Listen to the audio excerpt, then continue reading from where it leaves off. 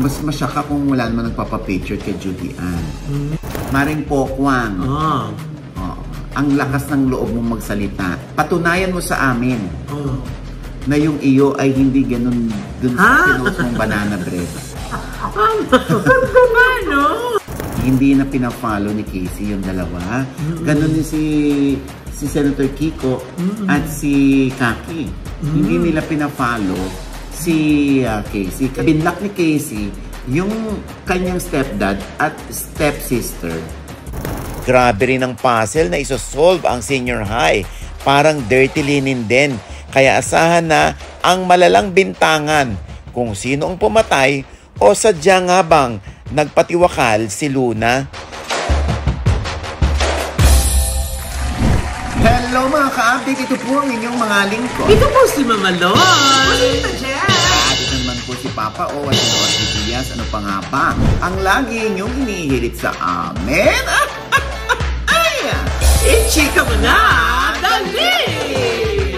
Ay, nakakatuwa itong si Judy Ann. Talagang tinuruan niya si Johan, yung kanyang panganay, na mag-commute. I'm sure nabalitaan niyo naman yun, hindi ba? Dahil nga magka-calcium daw si Johan. So, siguro gusto niya maging independent woman itong si Johan. Pero di ba na yung nakakaloka?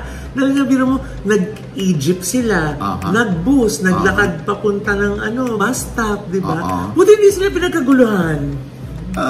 Pwede naman kasi hindi naman suplada si Judy Ann. In fairness kay Judy Ann. Mas masyaka kung wala naman nagpapapicture kay Judy Ann. Diba? Ito nga, diba, sa panahon ngayon, nung araw, okay yun eh. Pero ngayon, sa mga panahon ngayon, diba, na sa hirap ng buhay, yung iba nagre-resort sa iisa ng kapwa. Kaya feeling ko si Judy Ann, itinuruan din niyang mag-ingat at all times at kailangan alerto, stop, look, and listen. Ika nga, yung kanyang anak, diba? Lalo gusto kay anak ko nga pag mag-grab akin na yung tracking number. Matik yan, ipapasa nila sa akin. Kasi mahirap, no? Sa mga panahon ngayon, diba? Dami mga tarantado. Hindi yung iba, okay lang kung nangihingi. Nangihingi, yung talagang pachikas ka dyan, yung ganyan, di ba? Yun, at isarap-harapan. Paano napunta sa akin ang kwento? Diba kay Judy Ann yan ha? Sa anak ni Judy Ann, tapos napunta sa akin. Pero tama ka naman, te. Papaalam na. Tama naman yun.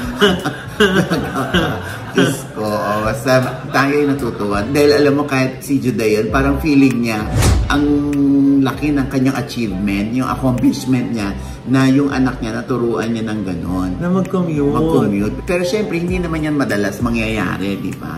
Hanggat kakayanin lang ng bata. Syempre, yung mga oras na de peligro, yung bata nasa kalye pa, walang masakyan. Diyos ko, syempre, to the rescue rin yung parents niya.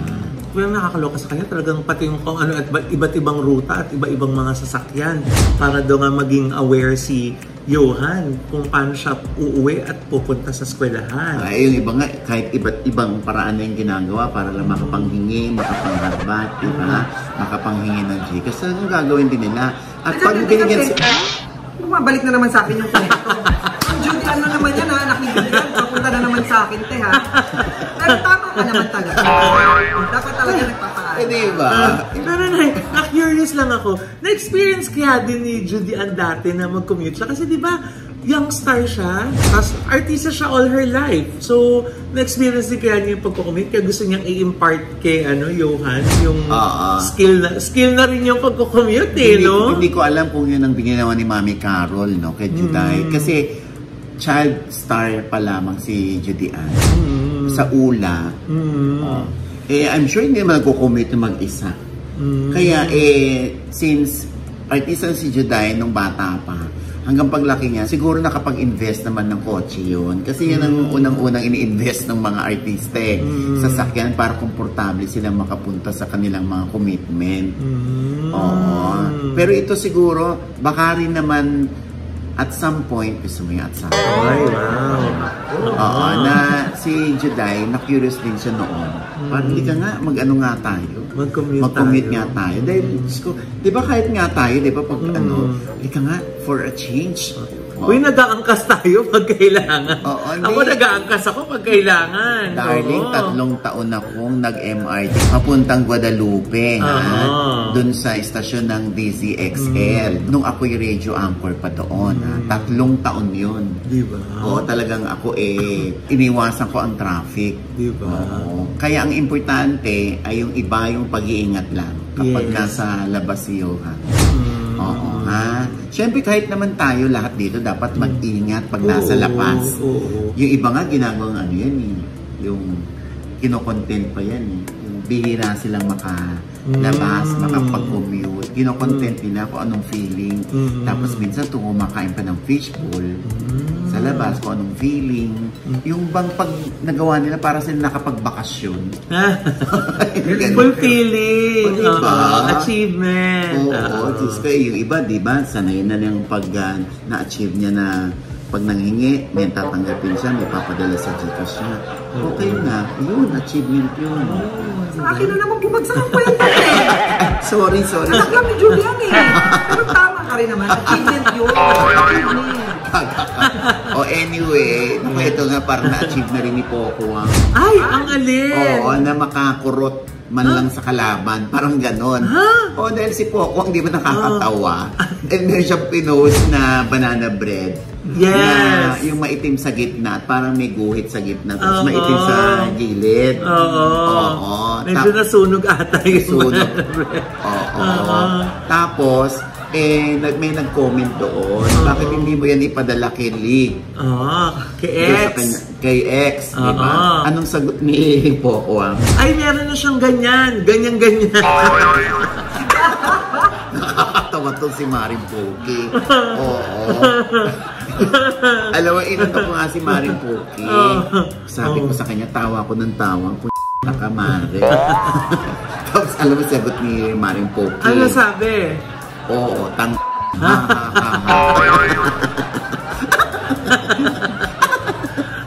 pero nag-viral, di ba?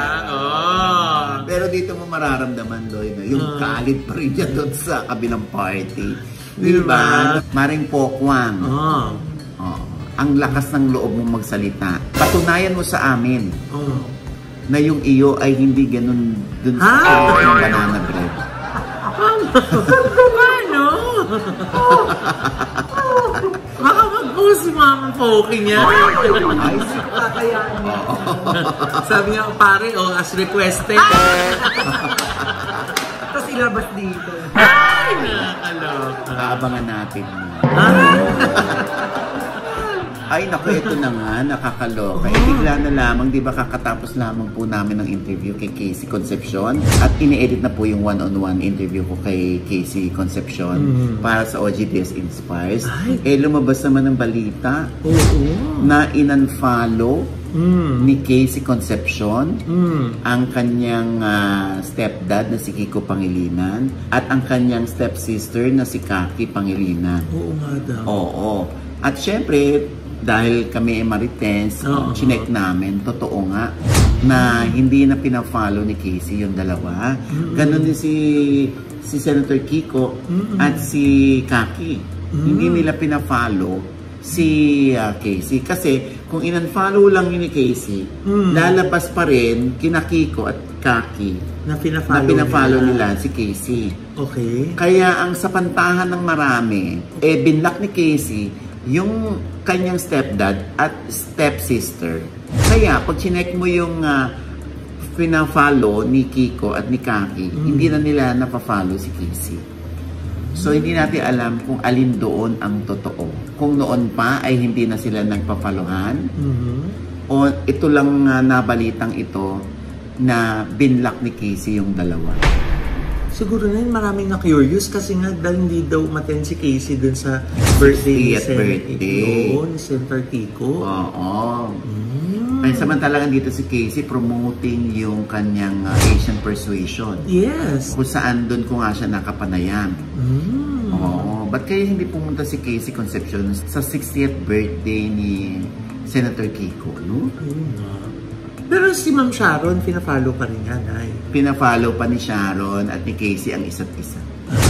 Kasi magiging, big news yun. pag pati si Sharon in-unfollow or binlock. Si Miel kaya na, pina-follow ni Casey? Ayun, syempre natuklasan din natin na pina-follow ni Casey si Miel. Pero si Miel hindi pina-follow si Casey. Parang may gaping magkakapatid, ano? Meron ba? Ay nako. Oo, alam mo, matutuklasan din natin yan one of these days. Kung alin ang totoo dyan. Nung na-interview ko si Casey. Oh, yes. Oo, abangan nyo na lang.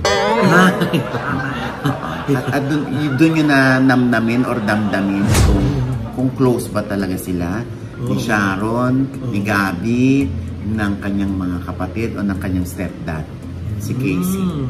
Oo. Depende yan sa kanyang mga kasagutan eh. Pero naniniwala ka naman sa sagot ni Casey? Ako kasi, kahit sino-interview ko, hindi kailangan ako yung maniwala. Kasi yun ang kanilang nararamdaman eh.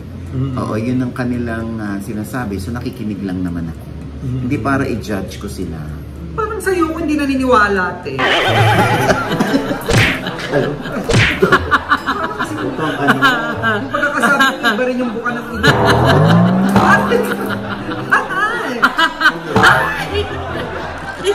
Kinulungan mo yung gaga. Hindi ko sinubukan. Ewan ko sa inyo. Nakikurious tuloy ako mapanood yung interview ni Casey. Masilip nga. Wag, magkakakuliti ka. Ha? Anyway, nako, sana kung ano man ang problema ni Casey sa kanyang inang si Sharon Cuneta o sa kanyang stepdad na si Kiko o sa kanyang mga kapatid, sana ipatchat na kasi alam mo, at the end of the day, magkakapamilya kayo. Oo, lalo na si Casey ang pinakapanganay sa lahat ng magkakapatid. Sa side ng daddy niya at sa side ng mom niya. So, dapat siya yung tinitingala ng kanyang mga kapatid. Kung gusto ni Casey din na siya ay tularan ng kanyang mga kapatid at maging magandang halimbawa bilang big sister, sana maayos siya ni Casey. Yan, mas dyan ako naniniwala, te. Kasi, kaya ko napapahama. Hindi nga. Hindi nga. Pero matuturuan. Ayun. Nakakaloka. Dahil dyan, Jake, sa inano mo, hindi ka na namin sinama. Celebrity screening at MediaCon ng Senior High. Oo nga. Successful nga ang celebrity screening ng pinakabagong teleserye ng ABS-CBN at Dreamscape Entertainment, ang Senior High. Halos kumpleto ang buong cast headed by Andre Brillantes na gumanap bilang kambal na si Luna at si Sky. First 3 episodes pa lamang ang ipinalabas at walang nagtatayuan sa upuan dahil naiintindihan at glued talaga ang mga audience sa nakakalokang mga eksena na pinabilis pa kaya lumabas agad ang highlight ng teleserye. Bago para kay Sylvia Sanchez ang role na security guard, si Angel Aquino naman na duwag pero palabanding ina ng kambal. Sina Baron Geisler at Desiree Del Valle naman ang mag-asawang kontrabida kaya nahawa na ang mga anak nitong sina Daniela Straner at Elijah Canlas. Kasama rin sina Zijan Haranilla at Cyril Manabat. Governor naman si Mon Confiado at asawa nito si Ana Abad Santos. Si Kian Cipriano naman ay jowa ni Angel Aquino dito. At mga kaklase naman sina Juan Carlos, Miggy Jimenez at Kyle Echari. Ilan pa sa cast sina Gerald Madrid, Rap Robes, Inca Magnaye, Kaki Teodoro, Rans Rifol, Tommy Alejandrino, Floyd Tena, Angeli Bayani at Ryan Eigenman. Grabe rin ang puzzle na isosolve ang Senior High. Parang dirty linen din. Kaya asahan na ang malalang bintangan kung sino ang pumatay o sadya nga bang nagpatiwakal si Luna.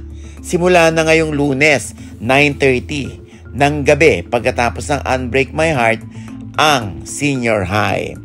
Directed by Onat Diaz at Andoy Ranay. Ayan, oy, congratulations ha! Ito yung pagkatapos yata ng Dirty Linen.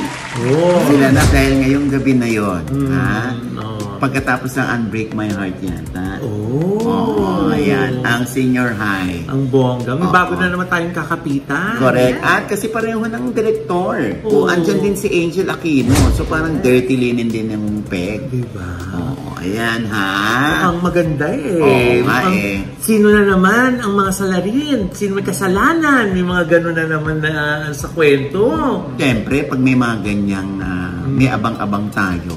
Oo, at feeling natin apakaganda na hindi naman tayo nagkakamali. Galing naman yan ng Dreamscape. Yes. Ng ABS-CBN. Yeah. Mula sa kampo ni Deo and Rinaldo. Wow, congrats po! Ano? Hindi siya nagbayad? At manganganak pa? Kailan daw magagawa?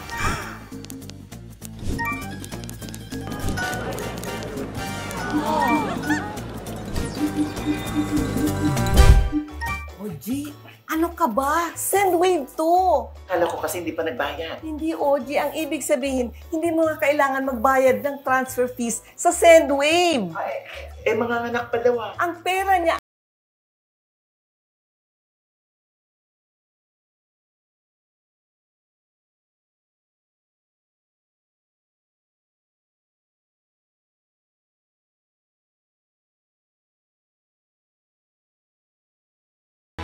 And with that, mga kaibigan, ito po ang inyong mga lingkod. Ito po si Mama Loy. Sa lahat po ng ating mga manonood na hindi pa namin subscriber. Sana naman po mag-subscribe na po kayo doon. Napakadali lang. Click nyo lang po yung subscribe button na nandiyan sa ibaba. At kung ibigay po ang aming episode niya at meron kayong komento sa lahat ng aming chika, i-comment nyo na po yung below, i-click ang like button at huwag kalimutan i-click ang notification bell. Pag click nyo kayong una-una manonotify na meron kami latest update at syempre pa ang kanya-kanya naming channel. Yes, sana manood at mag-subscribe din po kayo sa channel ko. That's Mamaloy. M-A-M-A-L-O-I. At nakunay, nakapost na po dyan ngayon yung aking vlog. Nagsalita na po yung nanay ni Josa Poco. Ay, bakit? Dati ba siyang pite? Ha? Dinalo ko si Mother. Tinalab ko ang kanyang mga saloobin sa mga isinisiwalat dito ni Josa Poco. Tungkol sa mga kwento. Oo, diba? Pa, yung mga kwento ni Diyos, yung pamamahiya ni Diyos sa kanyang parents. Oo, kung anong-ano. Galit ba siya? Naiintindihan ba niya? Natutuwa ba siya? O gusto niya nang tumigil si Josa Poco din sa mga ginagawa niyang gano'n? Yan, alamin niyo po yan. Oo, nandiyan po. Nandiyan po sa vlog ko yan, Mama Loy! At syempre sa Tita Jegs channel, panoorin niyo po ang bago kong vlog. Pasalamatan ko lang si Miss Dane. Parang wala kang pakialam sa vlog niya. Hindi, sa vlog ko siya. Hindi niya naalam kung ano ba yung bago. Basta may bago. Kasi lagi niyo naman sinasabi, luma yan. Hindi, bagong labas yan sa Tita Jegs channel. Panoorin niyo po. Pero lumang gawa. Yes, yan. Para okay, happy tayo na. Pasalamatan ko lang si Miss Dane Uy ng Lux Premier Beauty and Wellness dyan sa Promenade Green Hills sa pagpapapamper niya sa akin nung isang araw. Ay, thank you, Miss Dane. So, dyan ka na? Hindi, pasalamatan ko lang din ang iconic star, ang isang Miss Skin and Wellness at ang... Teka, may pabati na din. May particular na tao. Tapos merong ano. At ang N-Transition PH. Thank you po! Ako pang harap-harapang nakahingi ng Gika. Sabi mo nga, di ba? Achievement. Ay, naku. Siyempre, aking panayam pa rin po kay Miss Tessie Tomas. Yes. Oo, sa kanyang mga pangangaral sa mga artista. Nakakuha ng talak sa kanya. Diyan po sa OGDS Inspire. Uy, ituloy niyo daw, Nay. Ang daming mga nagko-comment sa akin. Uy, kumbinsi mo naman si OG, ituloy yung plano nila ni Tessie Tomas. Original yan ng stand-up queen, Sila ni Willie Nepomuceno. Yes. Oo. At syempre pa, patuloy pa rin po kayong bumoto kung hindi pa kayo nakakaboto. Yes. Para sa The Ohana Boracay Beach Resort. Yeah! Dahil sila po ay nominado at the 2023 World Luxury Hotel Awards bilang Best Luxury Family Beach Resort. Ayan, ako. Pride ng Pilipinas yan, mga ka-update. Kaya tulungan natin po manalo ang The Ohana. Kailangan lang po natin ay bumoto, di ba? Bumoto. Andyan sa screen yan. Yes. Yan po po yung i-click ninyo ha, at iboto ang Di-Ohana. Hindi ko kayo mapapahiya. Diyan, napakagandang hotel yan sa Boracay. Ayan, at syempre pa ang Premier Grip at Celeb Skin for my skincare at si Doc JC Solis ng Gorgeous Smile Dental Clinic. Ayan, sa tapat lamang po yan ng Christ the King Church sa A. Rodriguez para sa aming mga bunny tip. Yes! Ang laki ng karatulan nila doon, nakalagay Jesus Cancio Solis. Kasi may hanapin nila yung Gorgeous Smile eh. Ay, ano? Oo, di ba? Gorgeous Smile po yan, pero kasi malaki po yung banner doon, Jesus Cancio Solis. Di ba na? Ayan. At syempre pa, ito pa rin po yung lingkod, Papa Osin Oji Diaz, na laging nagsasabi at nagpapaalala sa inyo na sa tuwing gigising po tayo tuwing umaga, wag po tayong makakalimot ha, na magpasalamat sa Panginoon dahil tayo kanyang ginising. Ibig sabihin, may mission pa rin po tayo sa buhay. Sabay sabing, every gising is a blessing! At ano pa nga ba ang lagi nyo inihirit sa amin? Ay! Chichika mo na! Dali! Pero may hinarap-harapan na naman si Jex. Oo, lagi naman si Jex. At ano mo? Tapos na nakakaloka, kinakapos pa rin. Oo. Pero hindi, lagi siyang kumikita tuwing birthday niya. Yes, ang malapit na! Malapit na alala. Pala makaano. Sa'yo mo na naman, Ang malapit pera. na.